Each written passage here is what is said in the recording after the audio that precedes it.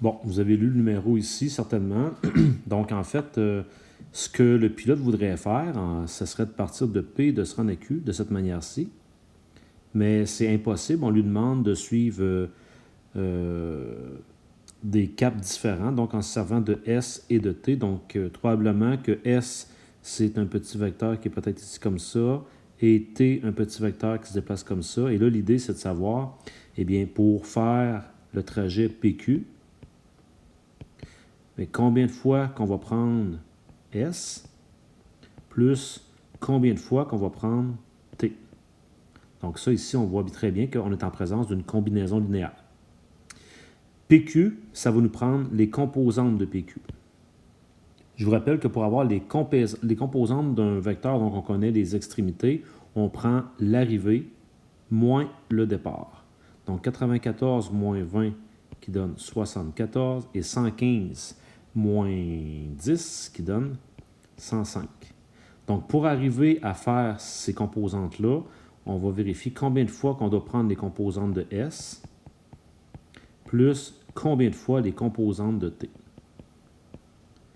On se souvient que de cette manière-ci, on arrive à établir un système d'équations. En fait, 74, on va l'obtenir en faisant 5 fois x plus 4 fois y. Juste ici. Et de la même manière, 105, on va l'obtenir en faisant 12 fois x plus 3 fois y. Donc moi, ce que je vous propose, ça pourrait être de modifier les deux pour utiliser la réduction. Donc, je pourrais ici faire fois moins 3 et ici fois 4.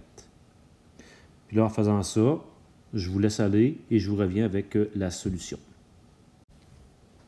Bon, alors, vous voyez ici, après avoir fait fois moins 3, j'obtiens moins 222, moins 15x, moins 12y.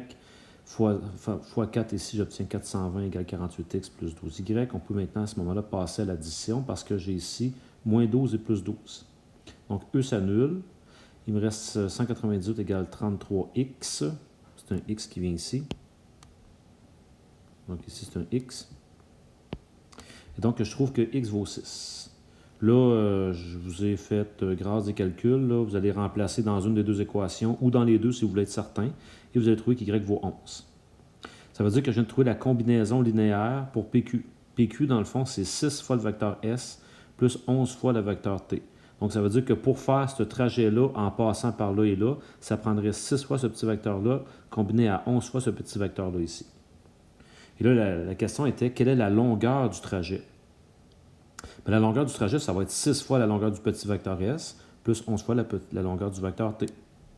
Je suis venu ici, j'ai calculé le vecteur S. Si c'est 5, 12, bien, on trouve la longueur en faisant Pythagore, 5 au carré plus 12 au carré. Ici, c'est 12 qu'on devrait avoir. J'ai mis 144 directement, là, désolé. Ce qui fait 13. Et la même chose pour T, j'obtiens 5. Donc, je fais 6 fois 13, plus 11 fois la longueur de T qui est 5, ce qui me donne une longueur totale de 133 km.